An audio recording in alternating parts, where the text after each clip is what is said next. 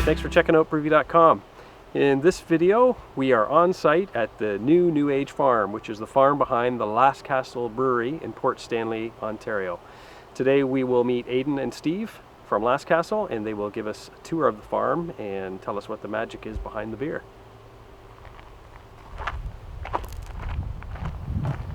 All right, guys, so yeah, I appreciate you taking some time for us today. Could you give me a little bit of history on the farm itself, kind of what you're doing here, and how that is connected to Lascastle, how you guys are kind of working together? You could give us a little bit of background on that, that'd be great. Sure. So this was my family farm since 1980, and it was a tree nursery, so supplying like cedars and sort of landscaping plants. And I was living in Los Angeles for the last 10 years and moved back here about 2 years ago. The family farm was my dad was retiring from the nursery business and was looking to sort of sell the farm maybe.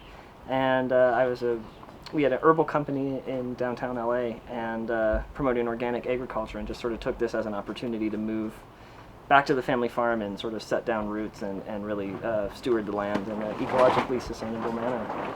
And not to mention then also grow our own products from seed to harvest, so we sort of know the quality of the herbs rather than buying it from other sources. So that's what sort of brought me back to this area, and quickly met Aidan actually, like within 3 or 4 months of moving back. And it was sort of just a plant geek meets a beer geek, and we started brewing mead together, and then sort of got into beers from there. And New Age opened up in October, and having this sort of farmhouse brewery operation that really celebrates what we're doing on the farm with the diversity of wild foods and cultivated herbs that we're growing, medicinal and culinary. Really trying to be creative and push the boundary, and also see what it means to be a brewery in this region in 2016. So what do you think, what are you using here that you plan to use in your upcoming batches at Lascastle? Yeah, it's going to be interesting to see over the years what works, but definitely Steve's planted a lot of fruit trees, so we're going to get fruits, berries into a lot of our sour beer. Year to year, there's stuff like hops, chamomile, yarrow, those kind of ingredients that we'll use in a lot of the farmhouse styles that we do. Yeah, very cool. Yeah. So. All right. Well, appreciate your time here today. We'll take a little walk through, maybe get a few other shots, and learn a little bit more about what you're doing here and how it's connected to beer. Cool. Sounds great. All right. Cool. So this is a pawpaw tree. It's a native Carolinian species. It is it has a fruit that is almost like a mango papaya. It tastes like banana mango combo. And it is native to Carolinian Canada, which is a small strip on the north shore of Lake Erie, which we are on the north portion of.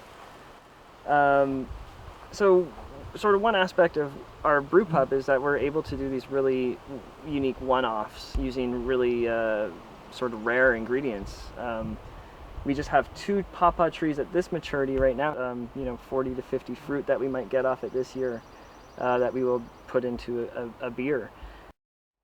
We do have more growing that are very small, so it'll be another 10 years before we can really ramp up the production on it. But it's a delicious beer. It's from a native plant, and it's always great to sort of celebrate your local native food and the food of this land. And it's what makes our region so unique, is the diversity of local wild foods.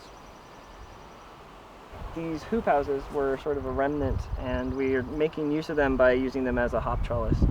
These are going into their 3rd year. It's a sort of a variety of hop species. It's kind of a test plot, see what works.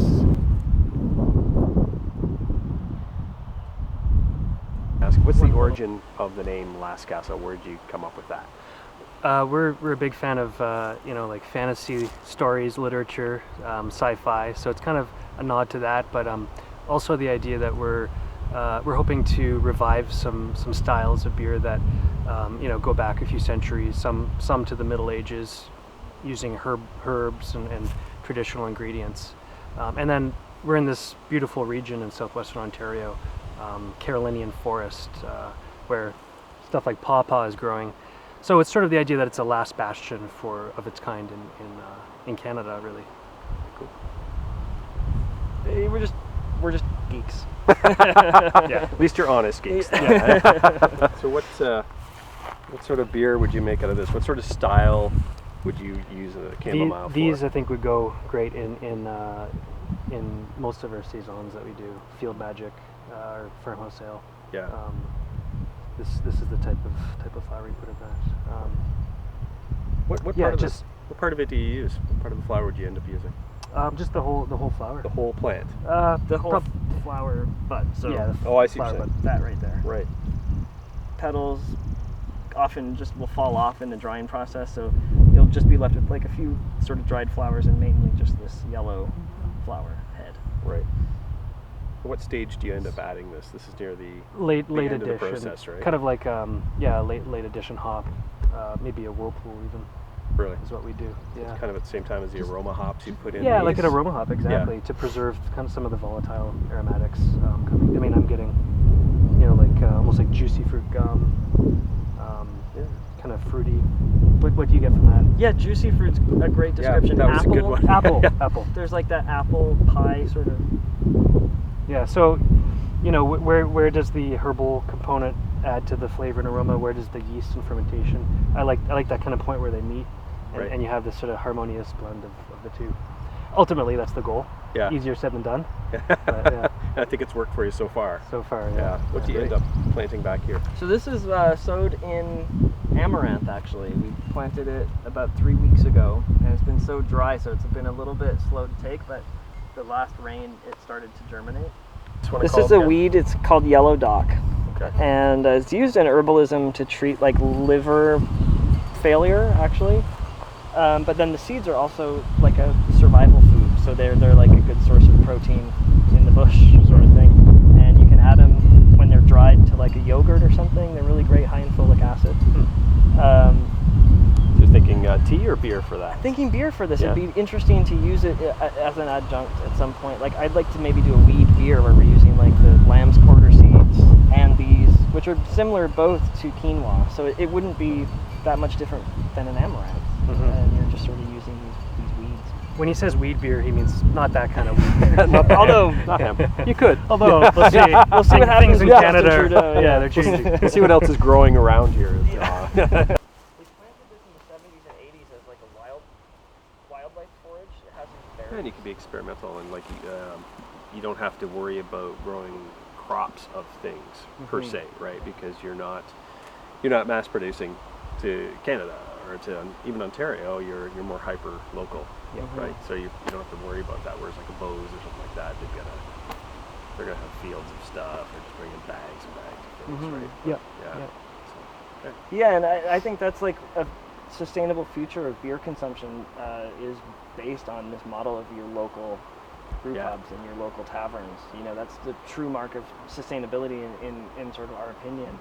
Just having every town, every city having its own little Right. unique community of brewers that are unique to that area. Yeah, often you hear, in America, for example, we're just starting to return to the number of breweries that once existed in the 19th century. Right. And I would guess, I haven't looked into it, but I'd guess that a lot of those were those smaller kind of neighborhood establishments. Brewery on the block. On the block. Yeah. And it's called sea buckthorn or sea berry. It's really resilient, so it can tolerate droughts, it can tolerate really cold temperatures in the winter time. So it will form these clusters of orange berries that taste somewhere between a cranberry and a lime. So they're very tart, really delicious. So maybe a sour farmhouse ale for that one? Yeah, that's what we're thinking. Yeah, that's the Yeah. direction. That would be perfect. Yeah. Yeah. Tons of vitamin C. Vitamin C and vitamin D, yeah, it's like 20 times more vitamin C than an orange per gram. Wow. Yeah, it's just off the charts. So these are one of the reasons why beer is so good for you. Is that what you're saying? Yeah. Yeah, we It walk a can fine be. line with the health benefits, but yeah. It really can be a Yeah. nourishing beverage. I mean, that's the traditional role of beer. Is Yeah. this, breakfast. Yeah. In the farm setting, it's it's an important beverage to sustain workers, something that's safe to drink. They know, there's just enough alcohol in it to kill what's in the water. Right. So yeah, just something refreshing at the end of the day. Right. Hard day's work. So.